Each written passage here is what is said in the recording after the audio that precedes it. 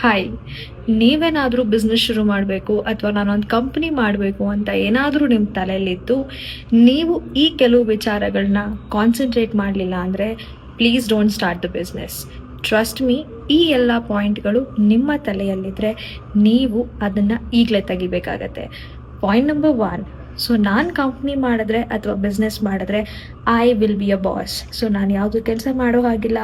So ನಾನೊಂದು ಎಂಪ್ಲಾಯೀಸ್ನ ತೊಗೊಂಡ್ರೆ ಅಥವಾ ಒಂದು ಟೀಮ್ನ ಬಿಲ್ಡ್ ಮಾಡ್ಕೊಂಡ್ರೆ ಅವರೇ ಎಲ್ಲ ಮಾಡ್ಕೋತಾರೆ ಅನ್ನೋ ಒಂದು ಥೀಮಲ್ಲಿದ್ದರೆ ಅಥವಾ ಆ ಒಂದು ಮೈಂಡ್ಸೆಟಲ್ಲಿದ್ದರೆ ಪ್ಲೀಸ್ ಖಂಡಿತವಾಗ್ಲೂ ಇಲ್ಲ.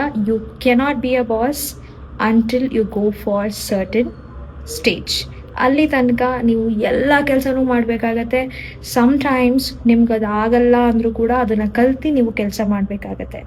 ದ ಸೆಕೆಂಡ್ ಥಿಂಗ್, ಸೊ ನಾನು ಬಿಸ್ನೆಸ್ ಶುರು ಮಾಡಿದ್ರೆ, ಕಂಪ್ನಿ ಶುರು ಮಾಡಿದ್ರೆ ನನಗೆ ಒಂದು ಬ್ಯಾಲೆನ್ಸ್ ಲೈಫ್ ಇರುತ್ತೆ, ಒಂದು ಒಳ್ಳೆ ಫ್ರೀಡಮ್ ಇರುತ್ತೆ. ಆ್ಯಂಡ್ ನಾನು ಯಾವಾಗ ಬೇಕಾದ್ರೆ ಕಂಪ್ನಿಗೆ ಹೋಗ್ಬೋದು, ಯಾವಾಗ ಬೇಕಾದ್ರೆ ಕಂಪ್ನಿಯಿಂದ ವಾಪಸ್ ಬರ್ಬೋದು. ಆ ಥರ ಎಲ್ಲ ಮೈಂಡ್ಸೆಟ್ಟಲ್ಲಿದ್ದರೆ ನೋ. Starting a business, starting a company, it's not so easy. ನೀವು ಟೈಮ್ ಎಲ್ಲ ಗಳಿಗೆ ಎಲ್ಲ ಕೆಲಸ ಮಾಡಲೇಬೇಕು to survive.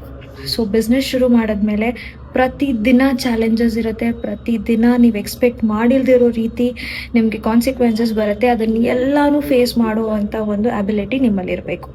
Next thing, ಫೇಲಿಯರ್ನ accept ಮಾಡಬೇಕು. ಇನ್ ಕೇಸ್ ಫಸ್ಟ್ ಫೇಲಿಯರಲ್ಲೇ ಇದು ನಂದಲ್ಲ, ಇದು ನನ್ನ ಕೈಲಿ ತಡ್ಕೊಳಕ್ಕಾಗಲ್ಲ, ನನಗೆ ಅವಮಾನ ಆಗುತ್ತೆ ಅನ್ನೋ ಒಂದು ಮೈಂಡ್ಸೆಟ್ಟಲ್ಲಿದ್ದರೆ ಖಂಡಿತವಾಗ್ಲೂ ಮಾಡೋಕ್ಕೆ ಹೋಗಬೇಡಿ. ಬಿಕಾಸ್ ಬಿಸ್ನೆಸ್ ಅನ್ನೋದು it's not A cake walk. ಖಂಡಿತವಾಗ್ಲೂ ತುಂಬ ಅಪ್ ಆ್ಯಂಡ್ ಡೌನ್ಸ್ ಇರುತ್ತೆ. ಅದನ್ನೆಲ್ಲ ಫೇಸ್ ಮಾಡೋಕ್ಕೆ ನೀವು ರೆಡಿ ಇದ್ದರೆ ಮಾತ್ರ ಬಿಸ್ನೆಸ್ ಮಾಡೋಕ್ಕೆ ರೆಡಿ ಇರಬೇಕು. ಸೊ ಇದಕ್ಕೆಲ್ಲ ನೀವು ರೆಡಿ ಇದ್ದೀನಿ ಅಂದರೆ ಮಾತ್ರ ಬಿಸ್ನೆಸ್ ಮಾಡಿ, ಇಲ್ಲ ಅಂದರೆ ಖಂಡಿತವಾಗ್ಲೂ ಪ್ರಿಪೇರ್ ಯೋರ್ ಸೆಲ್ಫ್. ಸೊ ಹಾಗಂತ ಬಿಸ್ನೆಸ್ ಮಾಡಬಾರ್ದು ಅಂತಲ್ಲ, prepare your mindset and then you start the business.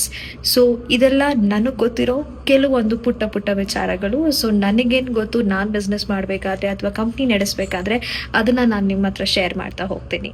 Thank you.